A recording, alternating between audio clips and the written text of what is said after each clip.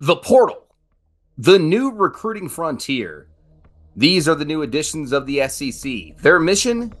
To gain experienced new players, to seek out championships and new heights, to boldly build teams like no one has before.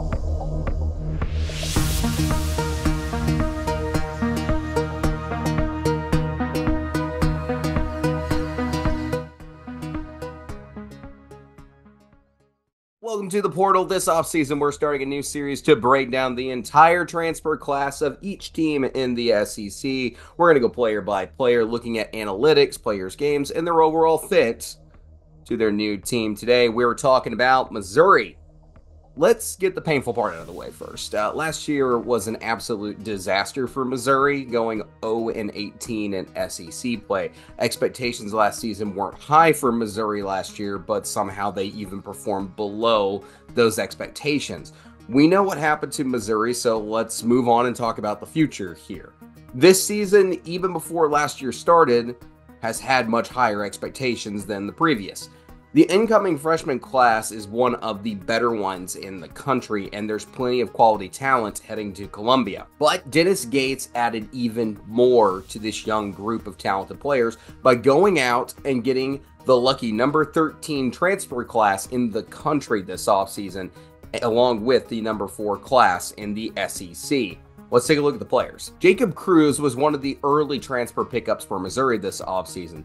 Cruz is a 4-star transfer and ranks in the top 150 transfers according to 24/7 Sports. The most impressive asset in Jacob Cruz's game is his potent jumper. Last season, he hit 40.8% of his catch and shoot attempts from behind the arc. Cruz has an ability to punish defenses off the pick and pop and dribble handoff. Cruz doesn't play much on the block, but knows how to exploit mismatches. Cruz grades around the 50th percentile nationally for defensive efficiency. Additionally, he's a solid rebounder. Another solid transfer coming from Northern Kentucky, guard Marquise Warwick had the highest scoring average for transfers coming to Missouri next season at 19.9 points per game. His ability on offense and transition is part of why he's an attractive add to Missouri.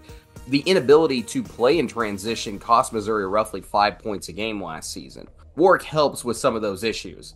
Warwick is not a great rebounder, and last season he saw his three-point numbers drop. However, over the previous 3 seasons, Warwick has shot 37.1% from deep. He struggled out of the pick and roll last season, and shooting off the bounce were the main culprits in his decline from deep. If Warwick improves the 3-ball, he can be a weapon for the Tigers next year. One of the most exciting transfers coming to the SEC next season is also heading to Missouri. Tony Perkins is the point guard that Dennis Gates needs to get this team going next season. Perkins ranks in the top 100 transfers according to 24/7 Sports and in the top 15 transfers according to Evan Mia. His projected BPR for next season is nearly 6 at 5.78. That ranks as the number 5 projected BPR for transfers coming to the SEC next season. He should be an excellent fit for Dennis Gates because he excels offensively in transition. Last season, Perkins also improved his ability as a facilitator. He can find his open teammates open in the corner and breaking open on cuts. Additionally, Perkins is an aggressive defensive player and will try and jump out and gamble in the passing lanes. His steal percentage was tied for 10th in the Big Ten. For more on Perkins, highly recommend checking out the tape and article from Rock'em Nation, which is linked in the description. But the ultimate grab for Missouri this offseason out of the portal was Duke transfer Mark Mitchell. Mitchell was originally from the Kansas City area. He measures 6'9" and weighs in at 232 pounds. Evan Mia ranks Mitchell as the number 5 transfer in the country, and 24/7 ranks him at 14. Mitchell was a top prospect coming out of high school.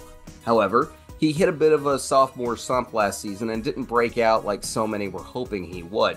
Most notably, Mitchell's shooting numbers took a hit last year and he only shot 27.5% from deep. That said, he is still a good basketball player and should take a step forward this next year. But one big positive that looked to be consistent last year was Mitchell's defense. Mitchell is an elite off-ball defender. Per synergy, he ranked in the 90th percentile or higher for guarding spot-ups over 2 campaigns with Duke. He is on time defensively and has lockdown focus. If the shooting numbers get back to where they should be, Missouri might have grabbed an absolute steal this year in the portal. He's paired with a group of quality backcourt players at Missouri and should be very exciting next season.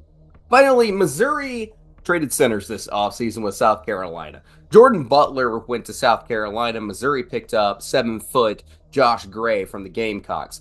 Gray by no means will jump off the page to anyone. He only averaged roughly 3 points a game last year and 3 rebounds. He shot below 50% from the free throw line, but he hit just under 55% from the floor last year. He's good, not great as a big man, but whatever South Carolina can get out of Gray is surplus next season for Missouri. The Tigers are already adding players like Marshall to the center spot, and Gray will likely function as a backup big man in the long term for Missouri. Let's jump to the grading. But before we issue the letter grade, I want to hit a few things. This is a good group of transfers, and the talent that Dennis Gates is bringing in is very good and addresses some of the issues like defense and transition offense that the Tigers were facing last season. Additionally, with every transfer being an upperclassman, Missouri got some experience to surround this young group of players that they're bringing in for their freshman class. And some of these players come from winning programs that might be able to wash out some of that bad taste of losing that was in the Missouri locker room last year. This is a job well done. So why is Missouri, with all this talent and everything they're being in, projected so low in every preseason SEC ranking right now?